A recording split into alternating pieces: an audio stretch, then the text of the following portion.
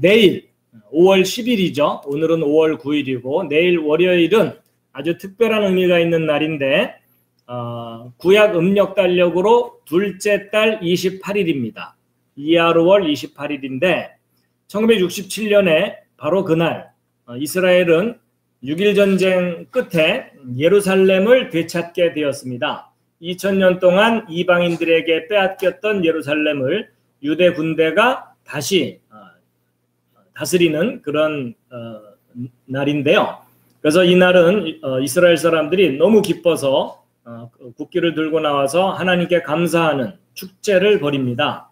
그런데 예루살렘이 회복된 것뿐만 아니라 이날은 2000년 전에 예수님께서 탄생하신 날입니다. 과학적으로 검증해 보면 BC 6년 둘째 달 28일이 예수님의 정확한 탄생 날짜이고 그래서 내일은 2021년 5월 10일은 예수님이 탄생하신 지 2026번째 기념하는 날이 되겠습니다. 물론 전 세계 기독교인 가운데 예수님의 정확한 탄생 날짜를 알고 있는 사람들은 지극히 적습니다. 널리 알려지지 않은 내용이거든요. 그래서 제가 열심히 많은 분들에게 알려드리고는 있는데 그리고 또 더 놀라운 것은 예수님이 탄생하신 그 날이 양력 날짜로는 5월 14일입니다. 근데 놀랍게도 1948년 5월 14일이 이스라엘의 독립기념일입니다. 그래서 예수님의 음력 탄생 날짜는 예루살렘이 회복된 날이고 양력 탄생 날짜는 이스라엘이 나라를 세운 날이죠. 그래서 예수님은 진정으로 유대인들의 왕이셨습니다. 여러분, 왕은 나라를 빼앗기면 나라를 되찾아야 될 의무가 있고요. 통치의 중심지를 빼앗기면 그것을 회복할 의무가 있습니다. 근데 놀랍게도 예수님이 탄생하신 그 날짜들이 예언적인 날짜들이었고 바로 먼 훗날 이스라엘이 회복되고 예루살렘을 되찾는 그 날이었던 것입니다. 뿐만 아니라 예수님이 유월절 지키러 올라가셨다가 유대 지도자들에게 붙잡혀서 처형당하게 되죠. 그래서 유월절에 처형당하시고 3일 후에 부활하셨고 40일 동안 부활하신 것을 증거하신 후에 승천하셨습니다. 그래서 그 내용들을 꼼꼼하게 덧셈을 잘 해보면 놀랍게도 예수님이 탄생하신 그날은 예수님이 승천하신 날이 되겠습니다. 그래서 내일은 예루살렘이 회복된 날이자 예수님의 탄생일이자 그리고 예수님이 승천하신 날을 기념하는 아주 삼중적인 의미가 있는 날이고요. 또 구약 성경을 노아 홍수에 대해서 연구해 보면 노아가 방주에서 나와서 새로운 세상을 시작한 첫날입니다. 그래서 새로운 시작을 의미하는 그런 날이 되겠습니다. 근데 표정들이 별로 안 기쁜 표정들이시네요. 그게 아니라 많이 마음으로 저렇게 의미 있는 날을 너무나 많은 사람들이 모르고 있구나. 별로 실감도 잘 안 나시죠? 왜냐하면 우리는 그동안 성탄절을 화이트 크리스마스로 한방눈이 내리는 추운 겨울로 지켜왔었기 때문에 이 따뜻한 봄날에 예수님이 탄생하셨다는 것이 잘 실감이 안 납니다. 그래서 다들 얼떨떨한 표정이십니다. 사실 저도 이것을 오래전 한 10년 이상 20년 전쯤부터 알고 있었으면서도요. 매년 이때쯤 되면은요 좀 낯섭니다. 사실 습관이 그렇게 참 무서운 것 같습니다. 어쨌든 더 많은 사람들이 그런 내용을 알기를 바라는데요. 그렇지만 한 가지 좀 우리가 생각해야 될 거는 예수님께서 땅끝까지 복음을 전하라는 명령은 하셨지만 내 생일 꼭 챙겨라 이런 명령은 안 하셨어요. 그러니까 예수님이 탄생하신 날을 뭐 목숨 걸고 막 이제 정확하게 지켜야 된다 이러는 것은 별 큰 의미는 없다고 봅니다. 그렇지만 기왕 알게 되었으니까 아는 사람들만이라도 조촐하게 기념을 하자 이런 취지입니다. 자, 누가복음 2장 11절에서 14절 말씀 함께 읽으시겠습니다. 시작. 이날 다윗의 도시에 너희를 위해 구원자 곧 그리스도 주께서 태어나셨느니라.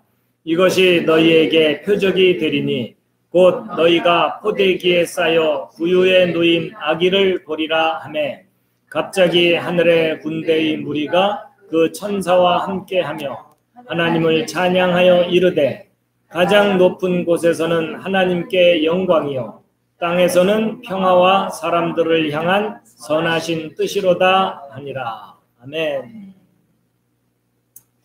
참 아이러니하고 놀라운 게 또 뭐냐면요. 여러분 유대인들, 이스라엘 사람들이 예수님 좋아하나요? 싫어하나요? 싫어합니다. 이단자라고 처형해서 죽였고 그 이름조차 떠올리기를 싫어합니다. 그렇죠? 근데 놀라운 사실은 그 예수님을 싫어하는 유대인들이요. 예수님이 탄생하신 날만 되면 그들의 국기를 들고 거리로 쏟아져 나와서 여호와를 찬양하라, 여호와께 감사하라 이렇게 외치거든요. 예, 그것은 아마도 하나님께서 그렇게 만드신 것 같아요. 하나님께서 젖먹이와 어린아이의 입으로 찬양을 받으신다 이런 표현이 성경에 있거든요. 그럼 젖먹이와 어린아이가 뭘 알아요, 몰라요? 몰라요. 그런데도 하나님을 찬양한다고 되어 있는데 이스라엘 사람들은 예수님에 관한 한 젖먹이와 어린아이라고 볼 수도 있습니다. 왜냐하면 예수님에 대한 지식이 전무하거든요.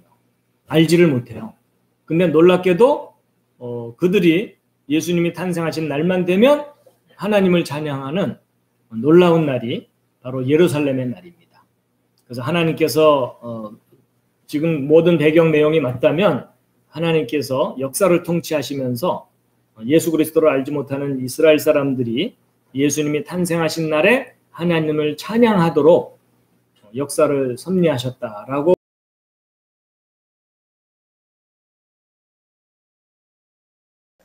다니엘 아시죠? 개인적으로 아시나요? 그건 아니죠? 여러분 그 다니엘, 영어로 데니얼, 다니엘은 그 이스라엘이 망할 때, 그 남유다가 이제 망하면서 이 바벨론의 포로로 잡혀가죠. 그래서 70년 동안 포로 생활을 하고 이제 나중에 돌아와요. 그때 이제 다니엘도 잡혀갑니다. 근데 이제 그 바벨론의 느부갓네살 왕, 느부갓네살 갓 4살의 왕이 된 그 태어나자마자 왕이 된 건 누구죠? 바로 왕이에요. 예.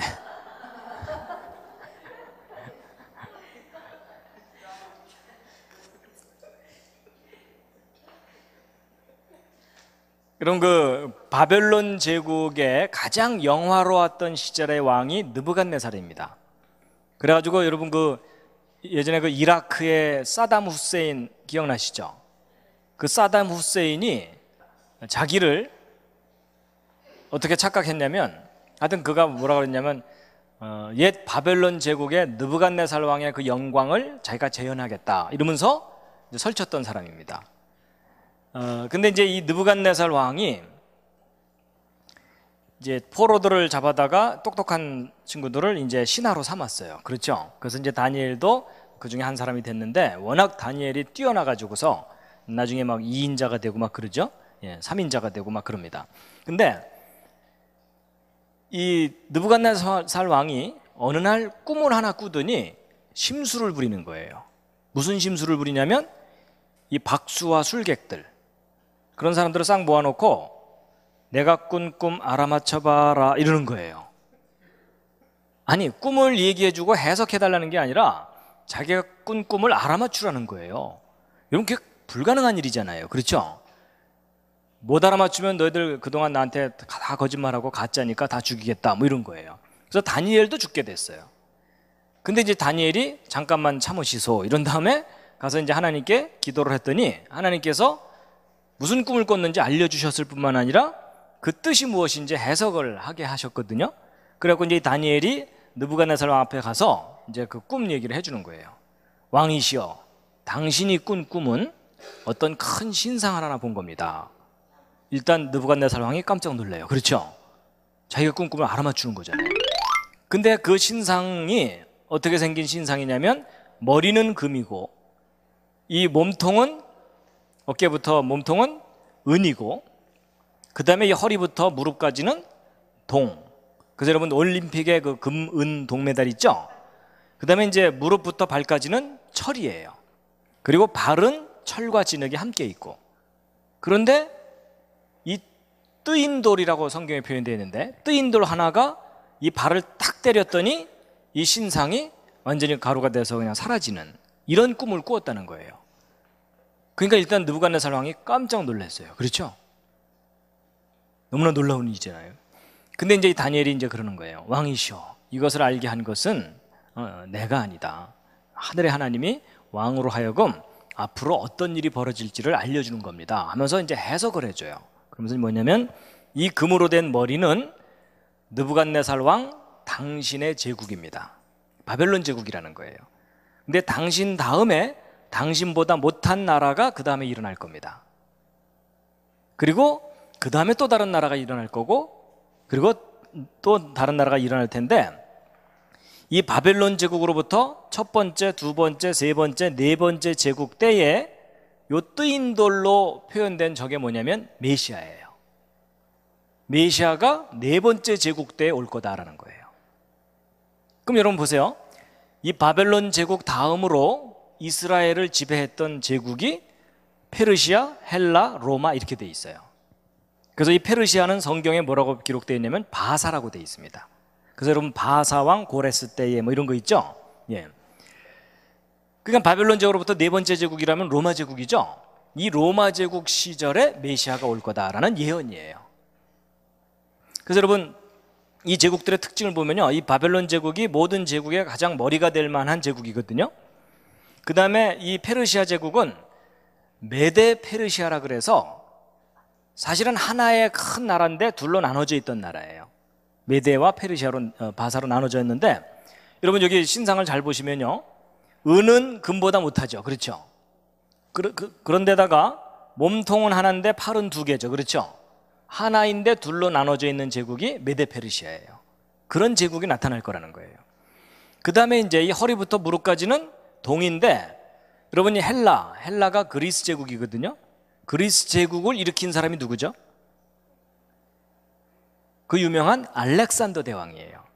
그래서 이 알렉산더 대왕이 천하를 통일한 후에, 제패한 후에 젊은 나이에 일찍 죽어요. 근데 죽으면서 자기의 네 장군에게 나라를 나눠줘요. 그렇다는 얘기는 하나의 제국이었다가 여러 개로 나눠진다는 얘기죠. 근데 여러분 이 신상을 잘 보시면 이 허리 부분은 하나인데 허벅지로 내려가면서 둘로 나눠지죠, 다리가. 그러니까 하나의 제국이었다가 둘로 나눠지는 제국이 그 다음에 나타날 거라는 거예요. 그게 바로 그리스 제국이에요. 그 다음에 이제 로마 제국은 나중에 동로마, 서로마로 둘로 나눠지죠. 그래서 그 다음 제국이 로마 제국인데, 여러분 금, 은, 동, 철 중에 가장 강한 금속이 뭐예요? 가장 강한 금속, 가장 비싼 건 금이고 가장 강한 것은 철이에요. 그렇죠? 예, 여러분 순금은 이게 이빨로 깨물면 자국이 납니다. 예. 근데 이제 철이거든요. 여러분 역사상 가장 강력했던 제국이 무슨 제국이에요? 그게 로마 제국이에요. 그러니까 가장 강력했던 제국 시절에 메시아가 온다는 거예요. 그래서 다니엘을 통해서 느부갓네살 왕의 꿈을 해석하게 하는 거예요. 그럼 이제 여러분 로마 제국이 이스라엘을 지배했던 기간이 상당히 길거든요. 여기 보시면. 근데 그 중에서도 왜 하필이면 요때냐 하는 거예요. 근데 여러분 그걸 풀 수 있는 열쇠가 바로 요 발이에요. 발. 이 발이 진흙과 철이 함께 있다 그랬죠. 이제 철은 로마 제국이라면 이 진흙이 뭔지를 풀어내야 되겠죠. 이제 그걸 풀 수 있는 열쇠가 되는 인물이 누구냐면 헤롯 왕이에요. 여러분 헤롯 왕이 어느 민족 출신인지 혹시 아세요? 유대인이 아니에요. 이스라엘 민족이 아닙니다. 헤롯 왕이. 여러분 헤롯 왕은 어느 족속 출신이냐면 에돔 족속 출신이에요. 에돔 족속. 근데 여러분 에돔 족속의 조상이 누굴까요? 에돔 족속의 조상이 에서입니다. 근데 에서 하면은 떠오르는 인물이 또 누구예요? 야곱이죠. 에서와 야곱은 무슨 관계? 형제예요. 쌍둥이 형제입니다. 근데 에서가 원래 먼저 태어났죠. 그래서 에서가 장자인데 야곱이 죽 한 그릇으로 장자권을 뺏어가죠. 그래갖고 이 에서가 화가 나서 야곱을 죽이려고 하죠. 그렇죠? 근데 여러분, 이 야곱의 후손들이 어느 민족이에요? 야곱의 후손이 바로 이스라엘 민족이에요. 근데 바로 이 야곱의 후손으로 예수 그리스도가 태어나는 거예요. 근데 여러분 참 재밌는 게 뭔지 아세요? 여러분, 에서가 야곱을 죽이려고 했었죠? 근데 놀랍게도 헤롯이 예수를 죽이려고 그래요. 너무나 닮았죠? 여러분, 에서가 먼저 태어났는데 야곱이 뒤늦게 태어나서 에서의 장자권을 뺏어갔잖아요. 예수님 때도 똑같아요. 헤롯이 왕으로 이미 있는데 아기 예수가 태어나서 자기 왕권을 뺏을 것 같으니까 헤롯이 예수를 죽이려고 하죠. 너무나 닮았죠. 여러분, 이게 무슨 얘기냐면 예수님이 오시기 2000년 전에 에서와 야곱 사건을 통해 가지고 메시아가 이 땅에 올 때 어떤 일이 벌어질지를 예언을 한 거예요.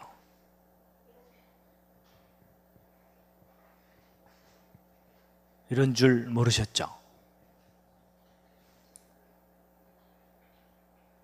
근데 여러분, 이 헤롯이 속해 있는 에돔 족속인데, 에돔이라는 말이 무슨 뜻이냐면 붉다 이런 뜻이에요. 붉은색의 그 붉은 이런 거예요.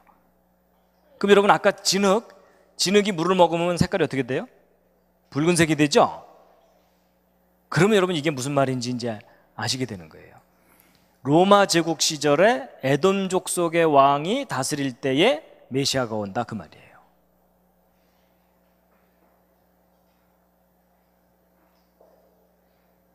근데 이때가 바로 아까 854년마다 한 번씩 있는 목송과 도성의 춤을 출 때 중에 바로 이 시기와 맞는 때가 BC 7년인 거예요. 그러니까 다니엘을 통해 가지고 메시아가 언제 올지를 하나님께서 알려주셨어요. 그러니까 여러분, 그 동방 박사들은 두 가지 면에서 프로페셔널입니다. 전문가예요. 뭐냐? 별을 연구하는 천문학에 관한 전문가니까 과학자입니다. 그렇죠? 그리고 메시아가 언제쯤 올지를 정확하게 예견할 수가 있어야 되거든요. 그렇다면 예언에 관한 전문가예요. 여러분, 동방 박사들이 그 먼 곳에서 예루살렘까지 오려면 거의 목숨을 버릴 각오를 해야 돼요.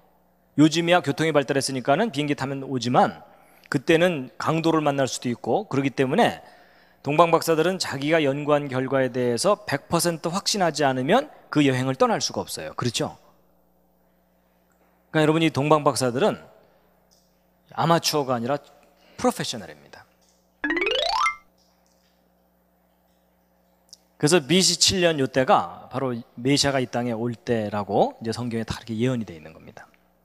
그래가지고 이제 2000년 전에 예수 그리스도가 탄생하셨을 때 그 직전에 나타난 그 목성과 토성의 우주 쇼를 잠시 확인해 보시겠습니다.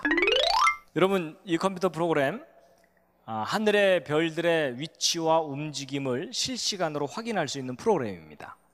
그래가지고 여러분, 지금 현재 한국에서 하늘을 바라봤을 때 현재의 별자리입니다. 이렇게.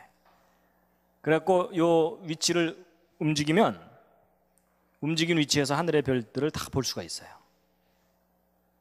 할 일 없는 과학자들이 만들었다 그랬죠? 그 다음에 이것을요, 실시간으로 이렇게 움직여 볼 수가 있어요. 그럼 이 시간 이후로 하늘의 별들이 저렇게 움직입니다. 그리고 이 움직이는 속도를 얼마든지 조절을 할 수가 있고, 그리고 이걸 거꾸로 돌리면 과거로 돌아갈 수가 있어요. 근데 이 프로그램이 얼마나 정확하다 그랬냐면 3000년 전에 있었던 일식 현상까지도 확인할 수 있는 프로그램입니다.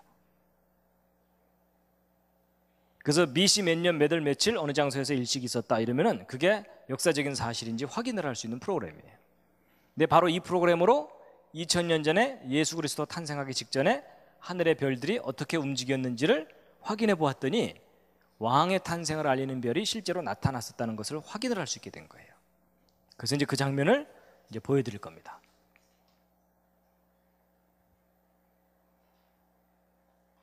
여러분은 드디어 2000년 전으로 시간 여행을 하시는 겁니다. 자, 여러분, 위치는 이 이스라엘 이쪽 위치예요. 그리고 BC 8년 5월 14일이니까 예수님께서는 BC 6년 5월 14일에 탄생하셨다고 본다면 정확하게 2년 전이죠. 2년 전에 드디어 이제 하늘을 바라보면은 여기 목성, 주피터, 그 다음에 토성, 세턴 아주 가까이 드디어 만나게 되는 거죠. 예, 이게 20년마다 한 번씩 이렇게 가까이 만난다 그랬죠. 예. 그 다음에 비너스, 금성, 그 다음에 마스는 이거는 화성입니다. 그리고 여기 태양이 이제 떠오르려는 거 보이시죠? 예, 그런 상황인데, 자, 이제 시간을 요거를 그 지평선은 떼어놓고 별들만 이렇게 보자고요. 별들만 보게 되면, 자, 여러분 여기 보시면 요게 목성이고 요게 토성이에요. 근데 이 목성과 토성을 포함한 이 행성들이 전체적으로 왼쪽으로 이렇게 움직일 거예요. 시간이 흐르면서, 날짜가 바뀌면서. 근데 얘네들이 왼쪽으로 이렇게 한쪽 방향으로 이렇게 움직이지 않고 약간 뒤로 갔다가 앞으로 갔다가 뒤로 갔다가 앞으로 갔다 이러면서 약간 술 취한 듯이 이렇게 움직일 거예요. 그게 왜 그러냐면 아까 지구가 안쪽에서 돌기 때문에 지구가 앞쪽으로 빨리 가면 쟤네들은 약간 뒤로 가는 것처럼 보이는 현상이 나타난다 그랬죠. 그렇지만 전체적으로는 이제 왼쪽으로 가는 거예요. 그래서 약간 술 취한 듯이 비틀비틀하면서 이제 가는 것처럼 보이게 될 겁니다. 특히 이제 목성과 토성의 그 움직임을 유심히 보시게 될 텐데요. 요 시간 가는 것도 함께 봐야 되기 때문에 이제 보시게 되면은 여기 요 달이 바뀌는 거를 보시면 돼요. 달이 바뀌는 거. 이제 지금 시계가 아주 빨리 가기 때문에 빠른 속도로 시간이 가니까. 그래서 이렇게 보시면은 5월인데 6월, 7월이죠. 이런 식으로 이제 바뀌는 거예요. 그래갖고 얘네들이 약간 일단 뒤로 가죠. 목성과 토성이. 그다음 이제 목성이 가까이 오기 시작해요. 가까이 와가지고서 둘이 탁 만나니까 다른 조물의 행성들이 쟤네들 만난다 이러면서 지나가죠. 예, 그래갖고서 이제 둘이 목성이 보세요. 토성을 앞지르는 듯 하더니 뒤로 가는 거 보이시죠? 그랬더니 쟤네들이 또 나타나갖고 쟤네들 아직도 안 헤어졌네 이러면서 지나가는 거예요. 그러면서 요쯤 됐을 때, 요때가 바로 예수님 탄생 때쯤이에요. 요때는 보셨죠? 여러분 2000년 전에 예수님 탄생하기 직전에 왕의 탄생을 알렸던 별을 여러분이 직접 지금 보신 거예요. 오래 살고 볼 일이죠? 자, 근데 여기서 한 가지 또 하나 알려드릴 게 있어요. 여러분 성경을 보면 어떤 장면이 나오냐면 분명히 이렇게 이제 목성과 토성이 만나서 춤을 추는 장면을 이제 동방 박사들이 본 거예요. 근데 봤는데 그걸 봤다 그러니까 어떤 분들은 어느 날 밤에 이렇게 본 줄 알아요. 자기야 별이 참 예쁘지? 근데 쟤네들이 춤을 추네? 이게 아니고 여기 보시면은 한 몇 개월 동안 그 두 별의 움직임을 계속 그래프를 그려야 돼요. 그러니까 여러분 일반인들은 저걸 알아차릴 수가 없는 거예요. 그냥 단순히 그냥 만났는데 잘 안 헤어지네 뭐 이런 정도만 알게 되는 거지 정확한 움직임은 모르기 때문에 전문가만이 알 수 있다는 거예요. 그래갖고 이제 동방 박사들이 춤추는 걸 이제 봤어요. 봤는데 보고 나서 이제 출발해서 예루살렘에 왔잖아요. 근데 와서 헤롯궁에 들어갔어요. 헤롯궁에 들어가서 아십니까? 모르는데 니네들이 찾으면 나한테도 알려줘라 뭐 이래갖고서 이제 동방 박사들은 거기까지 왔는데도 어딘지를 모르니까 막막하잖아요. 근데 성경 기록을 보면 뭐라고 나오냐면 동방에서 그들을 인도했던 그 별이 문득 다시 나타나서 자기들의 길을 인도했다고 나오죠.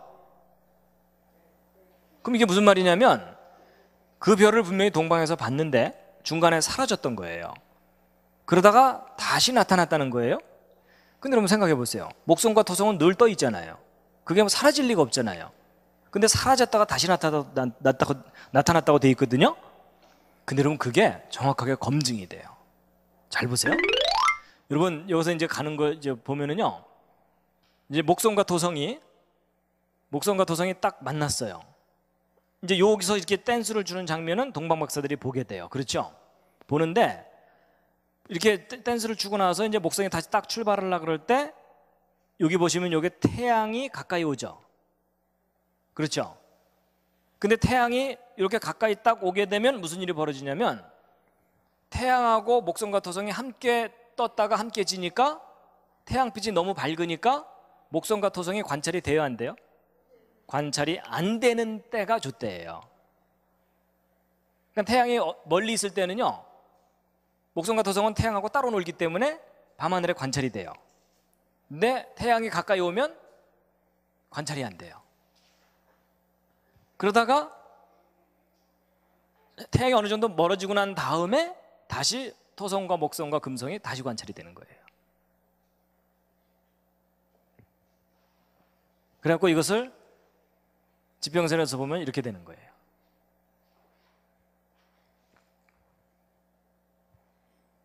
여기 보시면 토성, 목성, 금성이 쪼로로 이렇게 떠 있죠. 아버지로부터 그 아들이 왕권을 물받고 이 땅에 온다, 이런 뜻이에요. 그래갖고 요거를 이제 거꾸로 좀 돌리면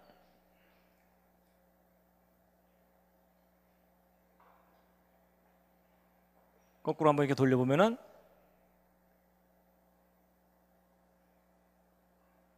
이제 보세요. 이제 이렇게 돼 있잖아요. 이제 동방박사들은 마음이 급하니까 이제 밤에 잠을 자고 나서 이제 새벽에 막 일찍 일어나서 준비를 해갖고 이제 해록궁을 출발해서 어디론가 가야 돼요. 그렇죠? 가는데 새벽 하늘에 시간이 지나면서 토성이 탁 떠오르고 목성 딱 떠오르고 금성까지 딱 떠오르는 거예요. 그리고 그 다음에 해가 딱 밝게 떠오르기 시작하면 이 별들은 안 보이기 시작해요. 맞죠? 무슨 말인지 이해가 되시죠? 그러니까 놀랍게도 성경에 그 별이 나타났다가 안 보이다가 다시 나타났다는 그 이야기가 정확하게 검증이 되는 거예요. 오 마이 갓. 근데 여러분, 여기서 이제 중요한 게 하나 있어요. 뭐냐면 여러분이 목성과 토성이 하늘에서 그렇게 신기한 움직임을 보이는 게 854년마다 한 번씩 절묘하게 있거든요. 그렇다면 예수님 탄생 직전에 이 목성과 토성이 정확하게 이렇게 댄스를 추게 하려면 이게 도대체 언제부터 계획이 되어 있어야 되는 걸까요? 잘 생각해 보면 창조 때부터 계획되어 있어야 돼요. 맞죠? 여러분, 이 목성과 토성은요, 이 행성들의 궤도는 누가 특별히 딴지 걸지 않는 이상 정확하게 돌아요. 맞죠? 그리고 저 중간에 저 궤도를 변경시킬 수가 없어요. 그렇다면 예수님 탄생에 맞춰서 정확하게 댄스를 추게 하려면 창조 때부터 세팅이 돼 있어야 돼요. 그렇죠? 그렇다면 이게 무슨 얘기예요? 하나님께서 미래를 다 예언을 해 놓으신 거예요. 예정해 놓으시고 정확한 타이밍에 정확하게 예수님도 이 땅에 오시고 저 행성들도 거기에 시기에 맞춰서 춤을 추고. 그러니까 여러분과 제가 믿는 그 하나님은 이 행성들까지도 다 완벽하게 컨트롤하시는 분이라는 거죠. 그럼 이제 그 동방박사들은 도대체 누구냐? 이것도 좀 궁금하죠. 그렇죠? 근데 저도 안 만나봐서 모르는데 이제 추정하기를, 조금 전에 이 그림을 보면은 일식 현상이 연거푸 2번 나타나는데, 여러분 일식이 일어나는 시간과 장소는 아주 제한되어 있거든요. 그렇기 때문에 이 일식을 실제로 볼 수 있었던 장소면은 예루살렘에서 그리 멀지 않은 곳이라는 거예요. 그렇기 때문에 아마도 이 예수님 오시기 한 600년 전쯤에 바벨론의 포로로 잡혀갔잖아요. 근데 포로로 잡혀갔던 사람들이 이 바사의 고레스 왕 때 돌아오거든요. 근데 돌아온 사람들도 있지만 돌아오지 않은 사람들도 있어요. 일부 사람들만 돌아옵니다. 특히 이 바벨론 지역은 이미 발전된 곳이에요. 그렇죠? 그래서 모든 게 편리하고 좋은 곳이에요. 근데 이 예루살렘은 여러분 느헤미야서나 이런 거 읽어보면 아시지만은 너무나 척박하고 황폐하고 위험한 곳이거든요. 그러니까 여기는 정말 선구자 같은 사람들만 오는 거예요. 그리고 여기는 대부분은 남아있고. 근데 이 남아있던 이 사람들도 계속 메시아 사상을 가지고 연구를 한 거예요. 여러분, 뭔가 저런 전문적인 연구를 하려면 아무것도 없는 곳에서는 연구를 못 합니다. 그렇죠? 뭔가 발전돼 있고 체계적인 곳에서 연구를 할 수가 있거든요. 그래서 아마도 여기서 메시아 사상을 갖고 고대의 자료들을 다 연구하고 천문학도 연구하고 이랬던 사람들이 드디어 오셨구나 하고 여기로 오게 된 거다 이렇게 보고 있어요. 그래서 여러분 동방 박사들이 예수님께 경배했던 때는 예수님 태어났을 때가 아니에요. 여러분 성경을 잘 읽어보면은 예수님이 태어나서 말구에 놓이셨을 때는 목자들만 와서 경배를 해요. 그렇죠? 그래서 여러분 크리스마스 연극 때 말구에 놓인 예수님에게 막 동방 박사도 와서 절하고 이거 사실은 넌센스예요. 이제 그걸 정확하게 잘 모르니까 이제 그렇게 연극들을 하고 또 몰라도 하여튼 의미를 부여하기 위해서 그렇게 하는 건데, 그래서 이 동방 박사들이 예수님을 찾아온 때는 아마도 예수님이 고향으로 돌아가 있을 때 나사렛 동네에 찾아왔을 가능성이 있다 이렇게 보기도 해요. 그러니까 동방 박사들이 사실은 이 베들레헴 쪽으로 간 게 아닌 것이라고 보고 있어요. 그래서 2000년 전에 메시아의 탄생을 알렸던 목성과 토성의 신기한 그 움직임에 대해서 이제 오늘 쭉 소개를 해드린 겁니다. 그럴듯 하셨습니까? 시편 19편 1절 말씀 함께 한번 읽으시겠습니다. 시작. 하늘이 하나님의 영광을 선포하고 궁창이 그 손으로 하신 일을 나타내는도다. 그러니까 여러분 이 별들이 괜히 도는 게 아니라 하나님이 하신 일을 나타내는 거예요. 우리는 보통 별 보면서 자기야 별 참 예쁘지? 저 별은 너의 별, 저 별은 나의 별 이러고 많은데 사실은 저 별이 하나님이 하신 일을 나타내주고 있어요. 그래서 다시 한번 읽으시겠습니다. 마태복음 2장 2절 3절 시작. 유대인의 왕으로 나신 이가 어디 계시뇨? 우리가 동방에서 그의 별을 보고 그에게 경배하러 왔노라 하니 헤롯 왕과 온 예루살렘이 듣고 소동한지라.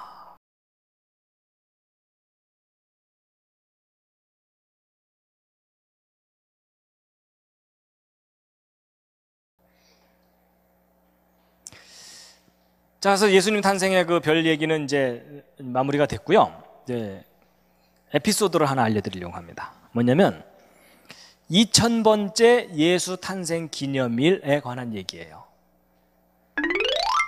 여러분 예수님께서 BC 6년 그러니까 마이너스 6년에 탄생하셨다면 예수 그리스도의 2000번째 탄생 기념일이 있겠죠? 여러분 요즘 젊은 사람들 만난 지 100일만 돼도 너무 기뻐하잖아요. 그렇죠? 자기야 우리 100일 동안이나 안 헤어졌어 이러면서 그래서 뭐 100일주도 마시고 뭐 이런 거 있잖아요. 그렇죠? 그렇다면 여러분 그 예수 그리스도 탄생 2000번째 기념은 좀 성대하게 했어야 되잖아요. 맞죠? 근데 사람들은 AD 2000년, 지난 2000년이 예수님의 2000번째 탄생인 줄 알고 거대하게 행사를 했죠. 근데 사실은 이걸 알고 보면은 이걸 이해하고 나면은 2000년이 아니었던 거죠. 그럼 여러분 마이너스 6년이 예수님의 탄생 연도라면 예수님의 2000번째 탄생 기념 연도는 몇 년도겠어요? 1994년일 것 같은데 아닙니다.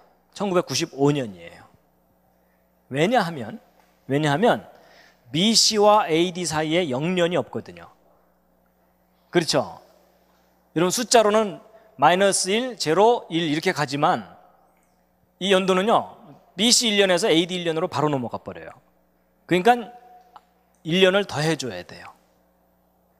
그럼 예수 그리스도의 2000번째 탄생 기념이 되는 해는 1995년도였는데 여러분은 그냥 지나가셨죠? 근데 재밌는 게 뭔지 아세요? 1995년도가 어떤 때냐면 이거 연구하신 그 유진 폴스티 그분이 안동대학교에 방문했을 때예요. 아주 특이하게도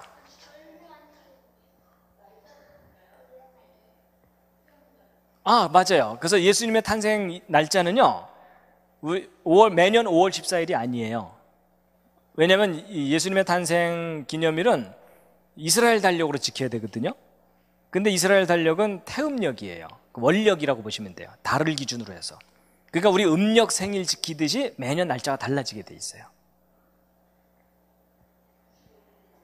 그러니까 95년도에는 5월 20 며칠인가 그랬어요. 5월 10 며칠인가 20 며칠이었는데 제가 그 날짜는 다시 찾으면 돼요. 그래서 1995년대 이 유진 포스트 이분이 안동대학교로 오신 거예요. 그래갖고 3월 달부터 이제 학생들에게 강의를 시작했다 그랬죠. 근데 예수 그리스도의 탄생 기념일은 5월 달쯤이거든요. 그때 그러니까 이제 한 2달 강의하고 나서 이분이 이제 예수님 탄생 기념일이 가까우니까 이분이 자기는 예루살렘에 직접 가서 예수님의 탄생 기념일을 맞이하고 싶다는 거예요. 그리고 이분이 예루살렘으로 이제 그때 갑니다. 잠깐 이제 짬을 내 가지고서. 근데 이제 비록 학생들이 혼수 상태이긴 했지만 그래도 알아들은 학생들도 있고 저도 알아들었고, 그래갖고 이제 학생들하고 얘들아 이 날이 아닐 수도 있지만 지금까지 우리가 예수님의 탄생일에 관해서 들어본 얘기 중에 이렇게 객관적인 근거를 가진 얘기는 우리가 들어보지를 못했다.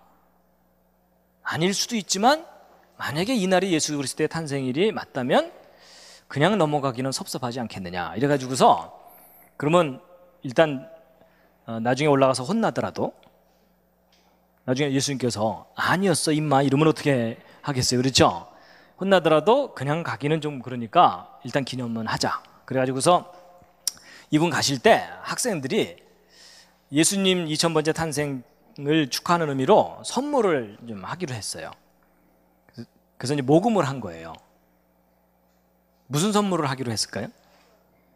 이 학생들이라 좀 낭만적인 생각을 했어요. 그게 뭐냐면 2000번째 탄생 기념일이니까 2000송이 장미를 하자 이거예요. 그래서 이제 학생들이 그 주머니에는 뭐 이 용돈들 털어가지고서 헌금을 했거든요. 근데 대략 2000송이 장미값 정도가 된 거예요. 그래서 이 장미값을 이분에게 드린 거예요. 예수님께 전해드리라고. 그래갖고 이분이 이제 그 장미꽃을 들고 갔다간 다 시드니까 꽃값만 받아가지고서 이제 이스라엘로 가신 거예요, 이렇게. 그러니까 여러분 이게 잘로 생각해 보면요, 이분이 어떤 의미에서는 현대판 동방박사예요. 맞죠? 별을 정확하게 연구해갖고 예수의 탄생에 관해서 정확하게 알아가지고서 찾아간 거니까. 그러니까 현대판 동방박사인 거예요. 이제 이 날짜가 아니라면 이제 흉내만 낸 것일 뿐일 거고, 만약에 저 날짜가 정말 맞다면 정말 현대판 동방박사인 거예요. 그리고 이분이 이제 가갖고서 갔는데, 이제 이분 저희 가 있는 동안 저는 한동대학교에 남아갖고 학생들을 이제 그날 모아놓고, 그 기념일에 해당되는 날 모아놓고 이 날이 왜 예수의 탄생이라고 여겨지는지에 대해서 이제 강의하고, 그리고 이제 조촐하게 이제 파티를 한 거예요, 학생들하고. 그러니까 이게 제가 그때 이제 파티를 하면서도 마음속으로 뭐 아닐 수도 있지만 이 날이 맞다면 참 이 역사의 아이러니다. 뭐냐면 2000년 전에 예수님 탄생하실 때도 그 당시 수많은 사람들이 메시아를 기다려왔지만 기껏 목동들만 와서 경배하고 그랬잖아요, 그렇죠?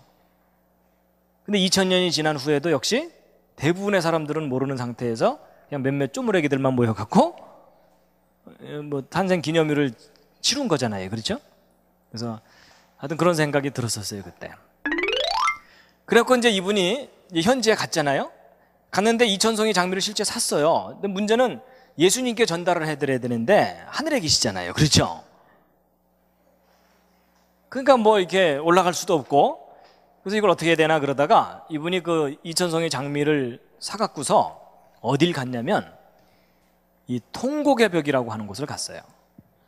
통곡의 벽. 근데 이제 2000송이 장미가 막 큰 가방으로 2개 정도 되더라는 거예요. 그래갖고 이걸 혼자 가져갈 수 없으니까 그때 이제 기독교인 몇 사람을 만나갖고 도움을 받았다 그래요. 그래서 이제 함께 이제 그 질질 끌고서 이제 이 통곡의 벽에 간 건데, 근데 이상하게도 통곡의 벽에 사람들이 잔뜩 모여 있는 거예요. 이제 왜 그러냐면 이 통곡의 벽에 대해서 우리가 좀 알아볼 필요가 있는데요. 여러분 누가복음 21장 24절 함께 한번 읽으시겠습니다. 시작. 모든 이방에 사로잡혀 가겠고 예루살렘은 이방인의 때가 차기까지 이방인들에게 밟히리라. 여러분 2000년 전에 예수님께서 하신 말씀이거든요. 뭐냐면 예루살렘이 망할 텐데 어느 때가 되기까지는 이방인들이 와서 점령하고 있을 거다, 그 말이에요. 그래서 여러분, 이스라엘이 AD 70년에 망하거든요. 망한 다음에 거의 2000년 동안 유대인들이 예루살렘 성전을 접근을 못했어요. 그러다가 드디어 이스라엘 사람들이 1948년에 독립을 해갖고 예루살렘 성전 가까이까지 오게 된 거예요. 그래서 여기 보시면은 AD 30년에 예수님이 십자가에 달리셨거든요. 이게 정확하게 확인된 연도입니다. 근데 정작 이스라엘 사람들은 예수님을 메시아로 받아들이지 않았어요. 그렇죠? 그래서 오히려 이단자라고 처형해서 죽인 거예요. 그래갖고 이스라엘이 드디어 망해요. AD 70년에. 그래서 망해갖고 그 이후로 여기 나와 있는 이것은 뭐냐면요, 예루살렘을 점령했던 이방 세력들이에요. 그래갖고서 2000년 동안 이방인들에 의해서 예루살렘이 점령을 당했었거든요. 그런데 1948년에 이스라엘이 회복을 한 거예요. 돌아와서. 근데 회복은 했지만, 이스라엘이라는 나라는 회복했지만 유대인들이 가장 회복하고 싶은 데가 어디냐면 예루살렘 성전이에요. 근데 예루살렘 성전은 지금 현재 이슬람 사람들이 자기들의 성전을 저기다 세워놓고 나서 유대인들이 접근하지 못하게 하고 있어요. 그러니까 이스라엘 사람들은 이 평생의 그 소원이 뭐냐면 예루살렘 성전에서 자기들이 제사를 지내는 거예요. 근데 지금 아직 못하고 있거든요. 그러니까 이걸 다시 되찾아야 되는데 이게 도저히 만만치 않은 일이거든요. 그래가지고 여러분 2차 세계대전 때에 유럽에서 유대인들이 나치 독일에 의해서 600만 명이 학살당하잖아요. 그렇죠? 그래갖고 그냥 이 사람들이 야, 우리 죽더라도 팔레스틴 땅에 돌아가서 죽자, 뭐 거의 그런 심정으로 이제 이스라엘 땅으로 돌아와 가지고서 나라를 세웁니다. 근데 여러분, 이게 얼마나 위험한 짓이냐면요, 보세요. 여러분, 이스라엘이 여기서 유대 국가를 다시 세운 거잖아요. 근데 그 주변 나라가 다 뭐냐면, 여기 그림을 보시면요, 이 녹색으로 된 나라들이 다 아랍이에요. 아랍, 이슬람. 근데 여러분, 기독교인들의 성지도 예루살렘이고 유대인들의 성지도 예루살렘인데 이 이슬람 사람들의 성지도 예루살렘이죠. 그러니까 같은 곳을 놓고서 큰 세 종교가 서로 거기를 차지하려고 하는 거예요. 근데 아주 오랫동안 아랍 사람들이 예루살렘을 딱 차지하고 있었는데 드디어 유대인들이 와갖고 그걸 뺏으려는 거잖아요. 그렇죠? 그러니까 여러분, 이 아랍 사람들이 볼 때는 이 유대인들이 얼마나 위협적인 존재예요. 자기들 코앞에 지금 와 있으니까.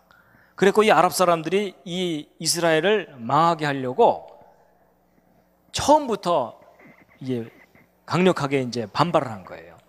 그래서 1948년에 이스라엘이 독립할 때 중동 전쟁이 크게 있었고 그 이후로도 계속 중동 전쟁이 있는 거예요. 그런데 1967년에 제3차 중동 전쟁이 있었거든요. 이제 이 전쟁이 중요합니다. 이게 그 유명한 6.1 전쟁이에요. 이제 이게 어떻게 된 거냐면은 이 아랍 사람들이 이 이스라엘 완전히 이번에는 내쫓으려고 그 바로 옆에 있는 시리아, 요르단, 이집트가 직접 쳐들어온 거예요. 그리고 그 주변에 있는 다른 아랍 국가들은 뒤에서 후원하고, 그래갖고 3면 공격을 해서 들어왔거든요. 그러니까 사실 이스라엘은 이제 저때 이제 망하는 거예요. 근데 누가 이겼을까요? 이스라엘이 완승을 거뒀어요. 며칠 만에 이겼을까요? 6일인데 정확하게는 132시간 30분 만에 전쟁이 끝났어요. 그러니까 여기서 공격해 오자마자 이스라엘이 거꾸로 각국의 주요 도시들을 맹폭격을 한 거예요. 그러니까 그냥 견디지를 못하고 항복해버리면서 그때 이스라엘이 뺏은 땅이 이 녹색으로 된 땅들이에요. 아니, 공격을 당했는데 역공을 취해가지고서 6일 만에 전쟁을 끝내면서 이만큼 땅을 뺏은 거예요. 우리도 한번 해봐야 되겠죠? 우리 만주 땅 되찾아야 되잖아요. 그렇죠? 근데 여러분, 왜 6.1 전쟁일까요? 왜냐하면 안식일을 지켜야 되니까. 여러분 이스라엘 사람들은 안식일에는 일 안 하잖아요. 근데 안식일까지 전쟁을 하면 안 되잖아요. 그렇죠? 그러니까 전쟁 딱 시작되자마자 그 리더가 우리 6일 만에 끝내자. 실제로. 그래서 6일 만에 딱 끝난 거예요. 그러니까 여러분 세계 전쟁 역사상 정말 드라마틱한 전쟁 중에 하나가 바로 이 전쟁이에요. 6일 전쟁. 근데 이 6일 전쟁 때 그 유대인들이 그렇게 한이 맺혀 있는 예루살렘 성전 터의 일부를 되찾은 거예요. 이때. 그러니까 2000년 동안 자기들 소유로 삼지 못했던 예루살렘 성전터를 되찾은 건데 보세요. 예루살렘 성전터에 지금 이슬람 사원이 또 버티고 있거든요. 여러분 이스라엘 사람들이 볼 때 이게 얼마나 미운 거겠어요. 그렇죠? 근데 이걸 되찾고 싶은데 그때 당시 유엔 나라들이 이 주변을 다 지키고 있었거든요. 그때 이제 6일 전쟁 때 이스라엘 병사들이 요 서쪽 벽 쪽으로 진격해 온 거예요. 그러니까 이쪽에서도 결사적이죠. 이거 뺏기면 안 되니까. 그러니까 치열한 전투 끝에 요 서쪽 벽 일부분을 되찾은 거예요. 그러니까 쉽게 얘기하면 옷자락 살짝 이렇게 이제 겨우 잡은 거예요. 그렇죠?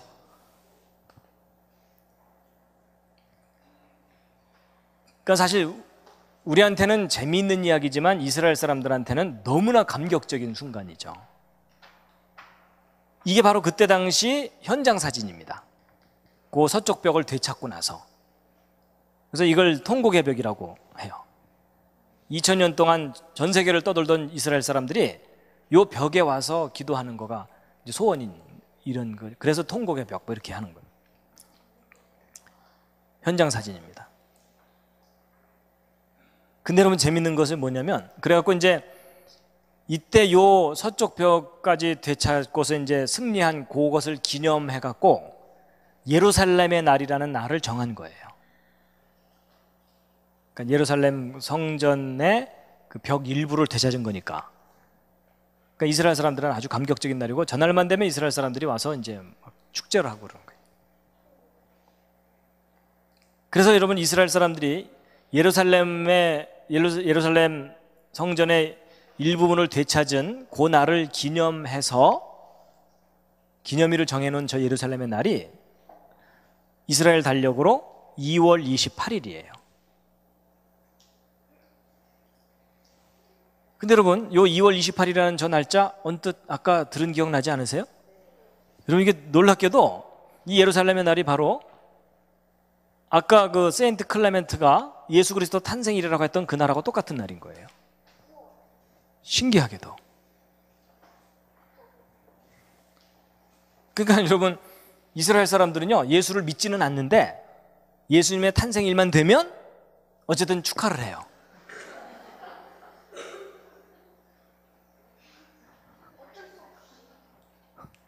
그러니까 자기들은 예수님의 탄생을 축하하는 게 아니라 예루살렘 일부분을 회복한 날을 축하하는 거예요.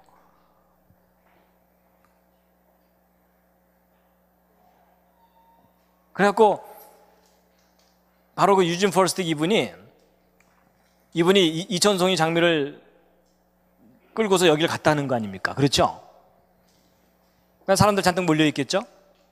그러니까 거기서 이제 가방을 열고 장미꽃을 꺼내 갖고 거기 모인 사람들한테 하나씩 나눠준 거예요. 이제 기도했겠죠, 속으로는. 예수 믿어야 구원받는다. 뭐 이러면서. 이게 바로 그 이천송이 장미 사건입니다. 근데 이분이 작년에 하늘나라 가셨어요.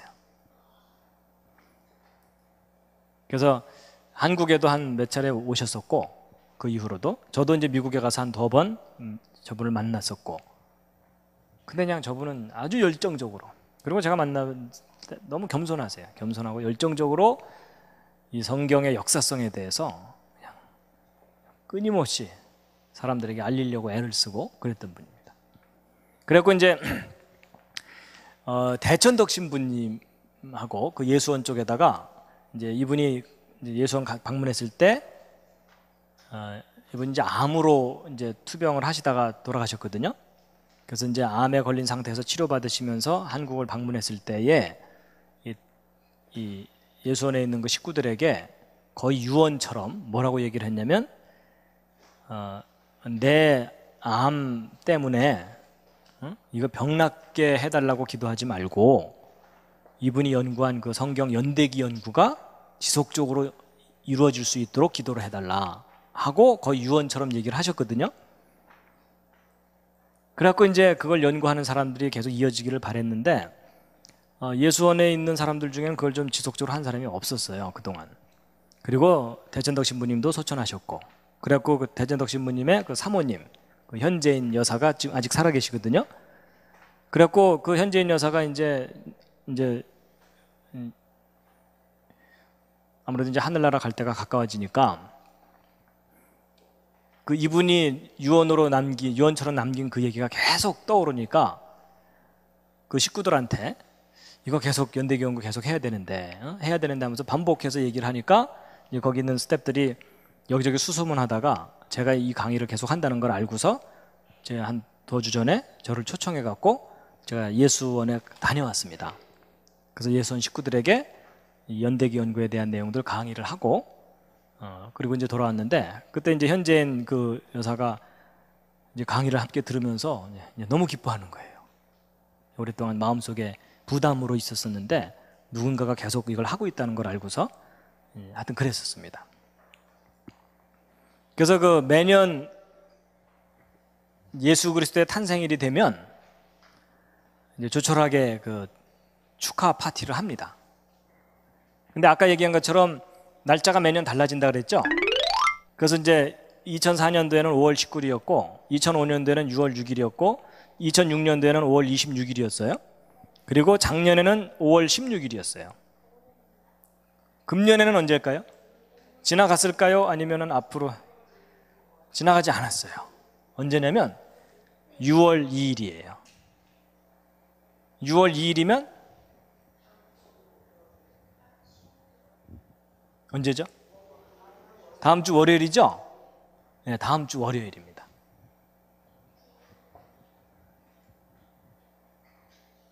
그래서 다음 주 월요일 날 저 양재동 쪽에 화목교회라고 하는 교회가 있거든요. 그 교회에서 한동대 졸업생들하고 또 이걸 아는 몇몇 분들이 모여갖고 조촐하게 기념 파티를 하기로 했는데 적극적으로 그렇게 사람들에게 알리고 하지 않습니다. 괜히 뭐 이단이다 뭐 이럴까봐. 괜히 뭐 장작을 쌓아라 이러면 곤란하잖아요. 그렇죠? 화형을 시켜라 이러면 안 되니까 숨어서 이렇게 합니다. 근데 이제 한 가지 좀 당부를 드릴 게 있어요. 뭐냐면 이제 이 강의를 듣고 나서 이제 너무나 공감이 되는 나머지 여러분이 각자 교회에 돌아가셔갖고 성탄절 되찾기 운동 이런 거 하지 마시기 바랍니다. 여러분 제가 성탄절을 정확하게 지키자 이러려고 이 내용을 알려드리는 게 아닙니다. 여러분 그 12월 25일을 성탄절로 이렇게 기념해 온 것이 너무나 오래됐기 때문에 이게 그냥 교회 전통으로 굳어졌어요. 근데 그거를 만약에 바꾸려고 하면 너무나 많은 에너지가 들어요. 서로 다툼도 일어나고 그렇죠? 예. 그렇기 때문에 여러분 성탄절 바꾸려고 하는 그 모든 노력을 차라리 전도하고 선교하는 쪽으로 쏟는 게 더 나아요. 그렇죠? 예. 그래서 여러분 뭐 성탄절 되찾기 운동 이런 거 하지 마세요. 예. 근데 제가 이걸 알려드리는 이유는 성탄절 되찾자고 하는 게 아니고 뭐 정말 자연스럽게 되찾을 수 있으면 제일 좋죠. 그런데 그게 아니고 하나님이 하신 일을 정확하게 알려드리려는 거예요. 역사를 섭리하시면서 정확하게 모든 예언들을 이루신다는 것을 이제 확인시켜 드리는 거라는 겁니다. 근데 여러분 어쨌든 이 예루살렘은 아직도 평화가 없습니다. 세계에서 제일 불안하고 위험하고 가장 문제가 많은 곳이 예루살렘이거든요. 근데 성경을 보면은 예루살렘의 평화를 위해서 기도하라 이렇게 되어 있습니다. 그래서 2000년 전에 예수 그리스도의 탄생을 알렸던 그 별 이야기, 그리고 2000번째 탄생 기념일 스토리를 쭉 알려드린 겁니다.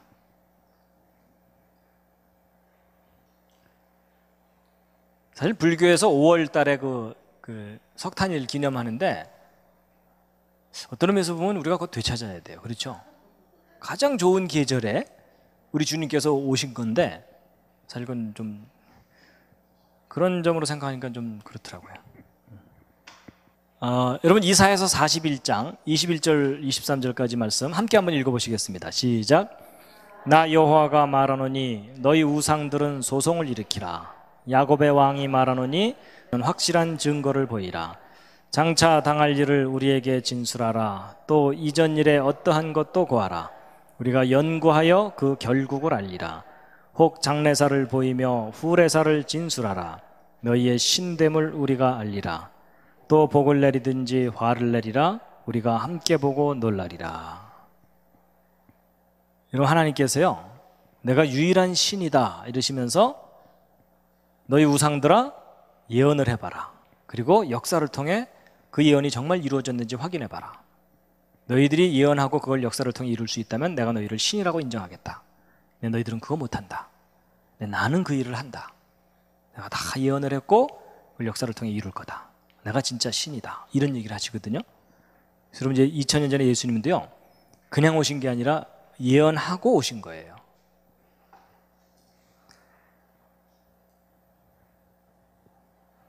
다시 봐도 참 신기하죠? 그렇죠?